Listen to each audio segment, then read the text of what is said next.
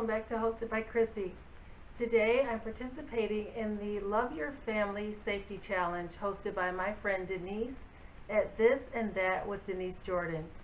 Denise experienced a kitchen fire during the Christmas holiday, and that's what prompted her to coordinate this challenge. She wants us to demonstrate our smoke detector systems, including changing batteries, and show or demonstrate any other fire retardant systems that we have in our homes. So I'm going to do my best to show you that, and also show you like a fire drill system or exit plan or anything like that. So let's go ahead and get started, but before we do, of course, make sure you click that subscribe button down below if you haven't already, and also make sure you leave any comments, thumbs up, and feel free to share the video. This is such an important topic. This is not my typical type of video, but I thought it was so important that people really need to think more about this, because these are things that can happen at any time, and if you're not planned for it, it can be very detrimental. So make sure you click that subscribe button again down below. Do it right now if you haven't already, and make sure you share this video. It's so utterly important. Let's go ahead and get started. I'll show you the testing of my smoke alarms towards the end of the video. We keep our fire extinguisher mounted on the wall in our mudroom or laundry room, which is just 3 steps away from the kitchen at the most. It's in a very convenient space. We actually also have an alternate one inside of the pantry. And I have 2 because when we built this house, of course, the builder leaves a fire extinguisher for you. And we had an extra one at our old house, so we just brought that one with us. And it's important to also keep an eye out for like recalls and things like that on your fire extinguishers, because those can happen along with recalls on smoke detectors. So my smoke detectors are wired in, but they do have a battery backup, and I'm going to demonstrate to you the battery change, because I actually had to change the battery in one of them because I ran out of batteries when we switched them.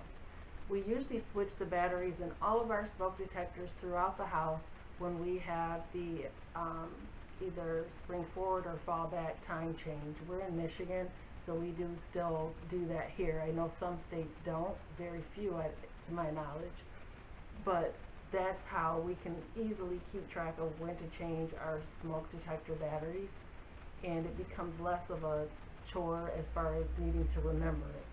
Now, with regard to like fire drills, we don't have fire drills, to be very honest with you, because it's my husband and I, and for years and years when our children were in school, elementary school all the way through high school, we practiced fire drills during the same week that they had fire safety week in school, to reinforce it and help them to understand how important it was at school as it is at home.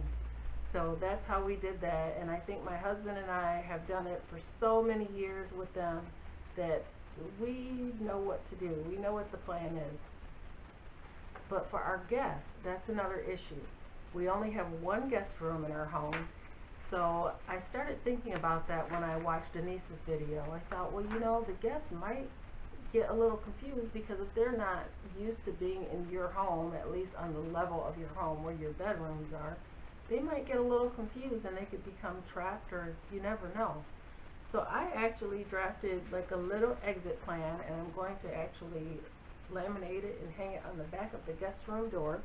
This is like just a little crew drawing. It tells them where they are in the guest room, and then it's directing them to where they should go to exit. So they don't, if you can see the openings on the opposite side of the guest room, those are my office and also the bathroom. So hopefully they won't get confused. We do usually keep the doors closed upstairs in our house, and that's for efficiency purposes, like for heating, cooling, and things like that, because we're not always in all the rooms, so why spend money in them with heat? So this is just my little crew drawing of an exit plan for fire, and I'm going to put on there in case of fire. I'm really hoping that this will help. We don't have guests on a regular basis, but when we do, of course, you want people in your home to be as safe as you are. So that is our little plan, and stay tuned to the end of the video so that you can see the smoke detector demonstration along with showing you where the spot is that we keep our easily accessible fire extinguisher.